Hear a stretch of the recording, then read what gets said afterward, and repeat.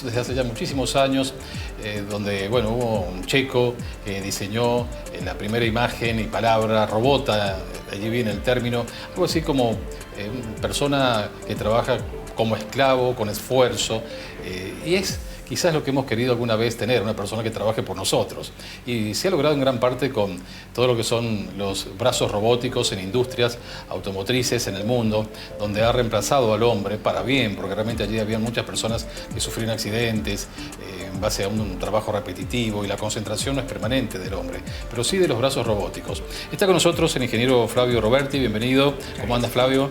Él es ingeniero en electrónica, director y doctor en Ingeniería de la Universidad Nacional de San Juan, investigador independiente del CONICET, profesor titular del INAUT, que es el Instituto de Automática de la Facultad de Ingeniería, ha dirigido más de 10 proyectos de investigación, es profesor visitante de posgrado en diferentes universidades de Argentina, de Latinoamérica, director de los programas de maestría y doctorado de Ingeniería de Sistemas de Control del INAUT.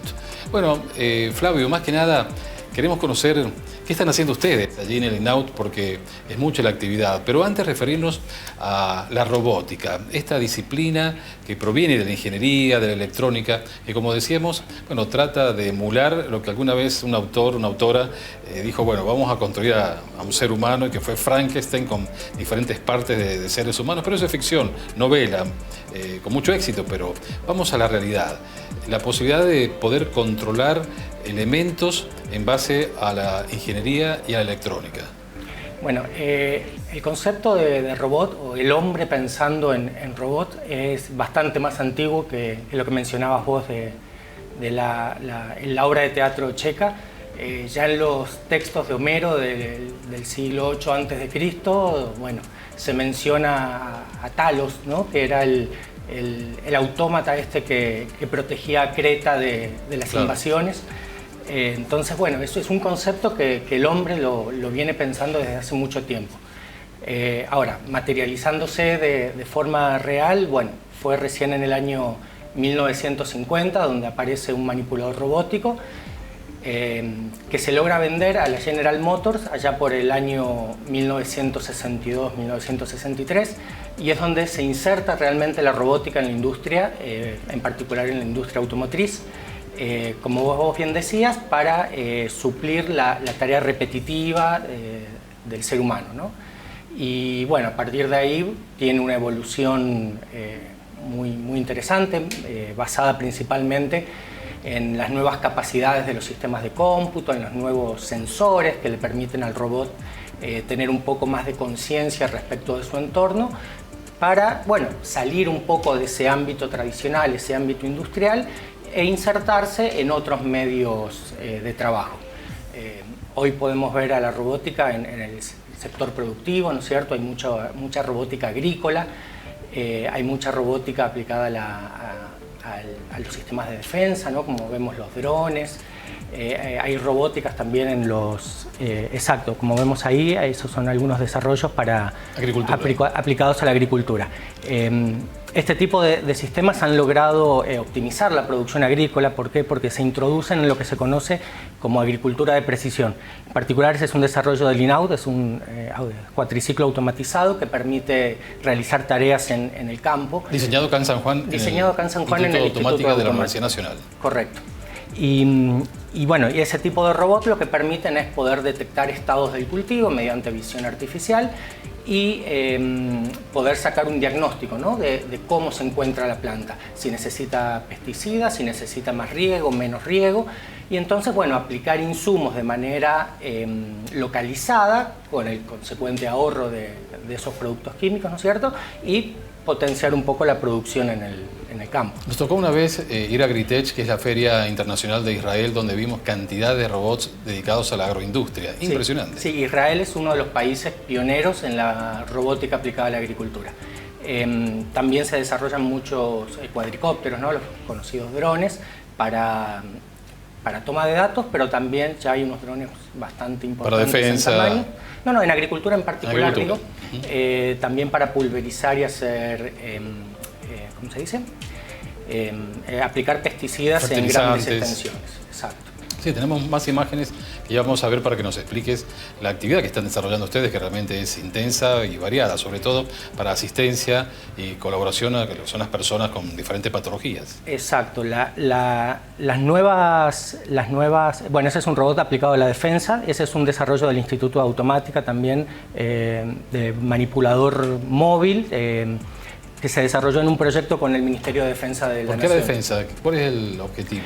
El objetivo de ese robot era que pudiera trabajar en el desarme de bombas y ese tipo de actividades. Desarme de explosivos. Desarme de explosivos. Sí, se avanza mucho en esa materia. Ahí vemos otro. Ahí vemos otro de... Son como drones. Como drones para, bueno, con fines bélicos. Ahí estamos más ¿no? de cerca.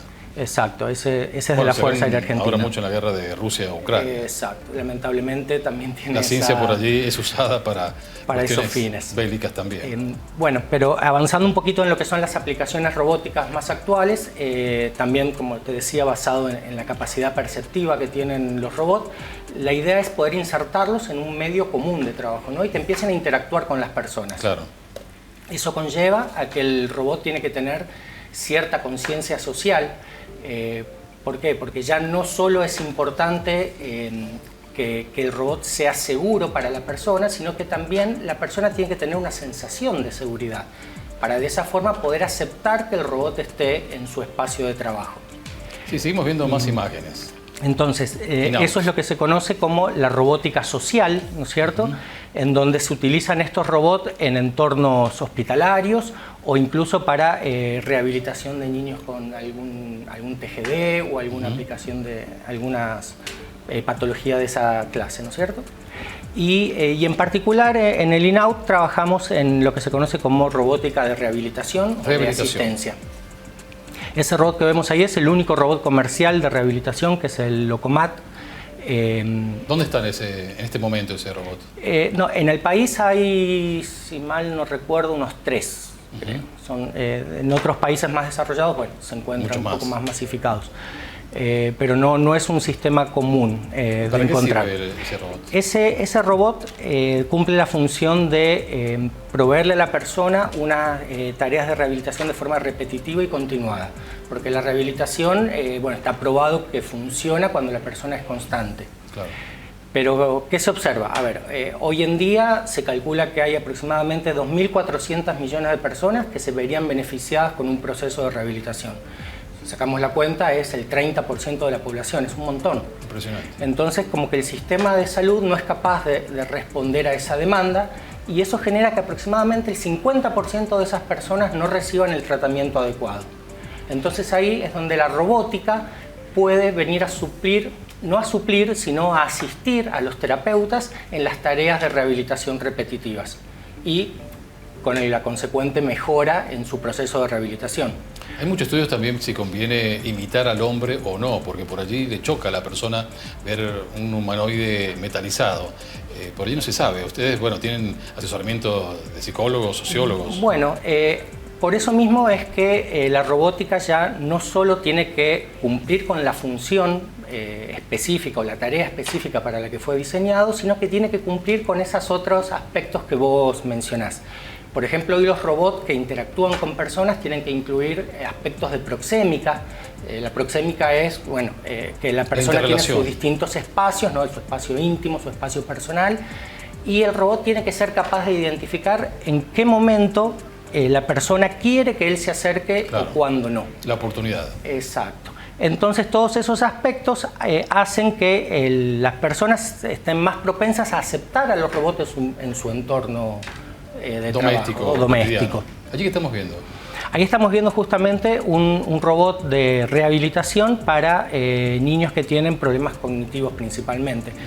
Entonces, los chicos con algún grado de autismo o algún TGD, bueno, yo no soy médico, no conozco exactamente los términos, tienen problemas justamente para relacionarse con otro ser humano, pero se está viendo que sí se relacionan mejor con dispositivos robóticos.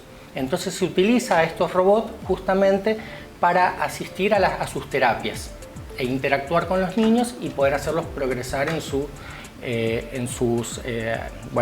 deficiencias, por llamarlo de una forma. Sí, podemos decir que los robots están presentes en todas las actividades humanas prácticamente, tanto en el mar, para ir a lugares alejados y complicados, difíciles, en submarinos, en lugares autónomos, en el espacio, permanentemente todo robotizado, para tratar de evitar que el ser humano, por más que tenga trajes espaciales y todo lo demás, bueno, sufra los problemas del mismo espacio. Y en la Tierra, ya por todos lados. Correcto. En el Instituto de Automática actualmente estamos con un proyecto de un bote automatizado para poder hacer la captura de la geografía del fondo de los lagos. Serían con sensores. Con sensores y con sondas de ultrasonido, ¿no? Entonces, este robot se espera que pueda navegar de forma autónoma por los lagos de los diques y poder evaluar si es necesario el dragado o no del dique. Actualmente se realiza con una persona en un bote, con una varilla que mide la profundidad. Lo cual es peligroso y también es peligroso, no es seguro y tampoco lento, tan exacto. Es correcto. Entonces, bueno, ese es uno de los proyectos que tiene actualmente el Instituto de Automática, en esto que decimos que la robótica hoy está en todos lados, y sí, está en todos lados. Y más aún, bueno, con todos los avances en inteligencia artificial, ¿no es cierto? Bueno, yo sé que ya tuvieron un programa específico. No, pero de todas formas está totalmente relacionado. Los exoesqueletos, por ejemplo, es algo muy interesante porque hemos visto ahora en las Olimpiadas cómo una persona que tuvo un problema por un accidente de tránsito, bueno, fue uno de los que desfilaba con la llama votiva y con todo lo que fue el recorrido inicial por el tema de esos exoesqueletos, que es impresionante. Sí, es verdad, es verdad. Nosotros en particular estamos trabajando en un exoesqueleto de tobillo, también para tareas de rehabilitación y de asistencia. Hemos diseñado un prototipo que tiene tendones flexibles para permitir el movimiento natural del pie y no rigidizar los grados de libertad que la persona tenga sanos, digamos. Y bueno, con este exoesqueleto poder, como te decía antes, poder diseñar estrategias de rehabilitación o planes de rehabilitación y que el paciente pueda llevarlo a cabo en un grado mayor de tiempo y de repetitividad. Un enfoque actual, ¿no es cierto?, y muy desafiante que nosotros estamos abordando, es que estos dispositivos, además de poder ayudar a la persona en sus tareas de rehabilitación, pueda detectar el grado de avance que tiene en su rehabilitación, o sea, si va mejorando o no, claro, y autoajustarse a las necesidades de la persona. Por supuesto, todo esto supervisado por un kinesiólogo o por un terapeuta, ¿no? Los robots no está previsto por el momento, ni por mucho tiempo, que puedan suplir al terapeuta, pero sí es una herramienta útil que le permita al terapeuta cuantificar ese grado de avance en el proceso de rehabilitación, que hoy por hoy depende mucho de la percepción del kinesiólogo. Flavio, y sin querer hacer futurología, pero ¿qué piensas de los que afirman ya en mucha bibliografía, películas, documentales, que estamos yendo a otra especie, donde podemos llegar a tener el día de mañana organismos cibernéticos con conciencia? Y bueno, todo esto, la singularidad que se llama de poder hacer el salto cualitativo del ser humano a otro ser creado por nosotros, pero que por allí podemos manipularlo y por ahí nos puede manipular él a nosotros. Bueno, las máquinas con conciencia por ahora siguen siendo ciencia ficción.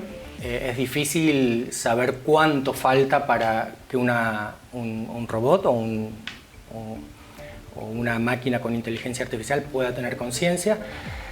Sin embargo, hay algunas de estas herramientas nuevas tipo ChatGPT. Si mal no recuerdo, esta en particular era la de Google, no recuerdo ahora el nombre. En donde le hicieron la prueba de la aguja en el pajar, que se llama, en donde le dieron un montón de información sobre cualquier tema, por ejemplo, no sé, la Guerra Civil Española, por decir un tema, yo no recuerdo en particular sobre qué era ese volumen de información, y en el medio le incluyeron un renglón donde decía que las 4 pizzas más consumidas en Italia eran la de mozzarella, la de pepperoni, la de fugaceta y alguna otra. Entonces le pasaron toda esa información a la máquina y le preguntaron cuáles son las 4 pizzas más consumidas en Italia. Obviamente la máquina encontró la respuesta, respondió correctamente muy rápido, pero no solo ahí no está lo interesante, sino que lo interesante es que el sistema basado en inteligencia artificial le preguntó a los que lo estaban entrenando: no entiendo por qué me preguntaron esto cuando el 99,99% de la información era sobre otra cosa. Claro, me sacaron del tema. Claro, y después la máquina preguntó: ¿será que me están probando? Ah, sí.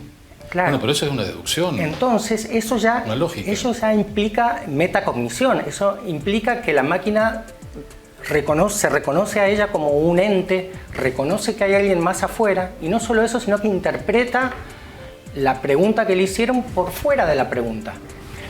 Entonces, ¿qué tan lejos estamos? Y no sé.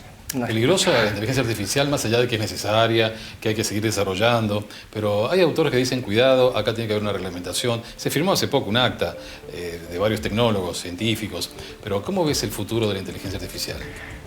El futuro de la inteligencia artificial, yo creo que es una herramienta muy útil, que la tenemos que aprovechar, pero no tenemos que delegar ciertas cosas, ¿no es cierto?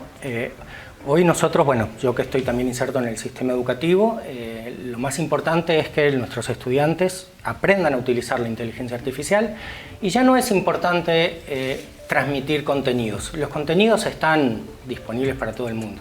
Hoy lo importante es que el profesional o el estudiante, en nuestro caso, tenga la capacidad de interpretar lo que le dice la inteligencia artificial y ser crítico respecto de esa inteligencia artificial, y poder aprovecharla en la mejor manera. Hay que seguir trabajando, por supuesto que sí, hay que seguir trabajando, hay que regularla. Probablemente también hay algunas actividades que no se las podemos delegar a una inteligencia artificial, como por ejemplo emitir un juicio, o una sentencia en un juicio, por ejemplo. Me parece que por más avanzada aunque si lo que cargamos esté, con todos los códigos, quizás tenga una deducción mejor que un juez, no sé. Sí, puede ser, pero hay algunos aspectos que van más allá de la lógica, ¿no? Bueno, yo digo un ejemplo, sentido común, por el ejemplo. sentido común y el sentido crítico de la persona, del ser humano.